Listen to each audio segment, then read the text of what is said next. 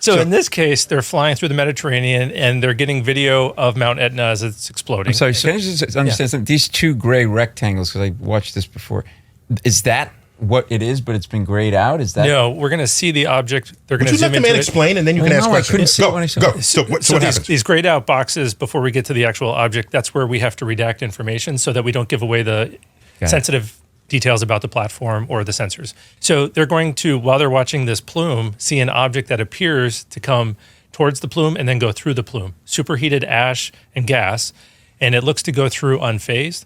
And those temperatures are between 900 and 1800 degrees Fahrenheit.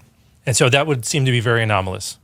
We sent this off to a number of our science and technology partners, as well as other agencies within the intelligence community, had them do an independent analysis and then brought them together. They came to 4 separate conclusions on what it should be. Very important so that they don't influence each other in their own analysis. So that keeps the independence of the perspectives. Okay, go on. Yep, and then we brought them together and asked them to hash it out. Turns out several of the groups invented new methodologies. Several of them looked into the type of thermal turbulence that you would get from a volcano and how that would affect the imagery.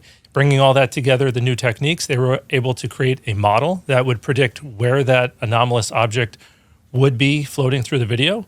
And even after they lose sight of the object later in the video, they recover it. That model predicts where it shows up at the end. And even though the human eye can't see it just in the video, with their careful analysis, they're able to pull it out. And so that validates the model. So what was it? Long story short, we don't know exactly what it is. But what? Why do I have you here? I know. Oh my God! Who? I thought he knew something. That's what my mom says every day. It's a flying toaster, everybody. It's a flying toaster. Okay, finish then. What we can say is that it was about 170 kilometers away from the volcano, 30 kilometers away from the platform, so much closer to the platform than it was to the volcano, nowhere near the superheated ash, and it was flying at speeds consistent with the wind again. We don't know if it was a balloon or a bird, probably a balloon. There's a lot of sky trash up there. Okay. But environmental factors are huge factors in what your work, right? They are, sort of, like Starlink is also another issue where it's sort of pilots seeing things off of Starlink. Turns out the lights bouncing off it a certain way. So all of that stuff. Yeah. So just to emphasize, even though you don't know what it is, the fact that it was not in the volcano, the fact that it was moving in the prevailing wind speed, helped you to determine that it was not a threat.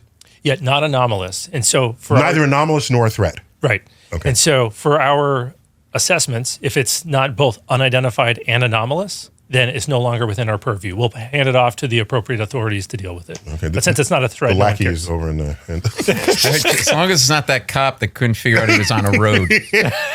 So remind me, Mountain Etna, is that Italy? Yes, that's Italy. That's Italy, okay. I mean, Italy's got that. It's got Vesuvius. Man, Italy's got... Mount Etna we're hot people. Is active volcano. It is, yeah. Just erupted recently, yeah.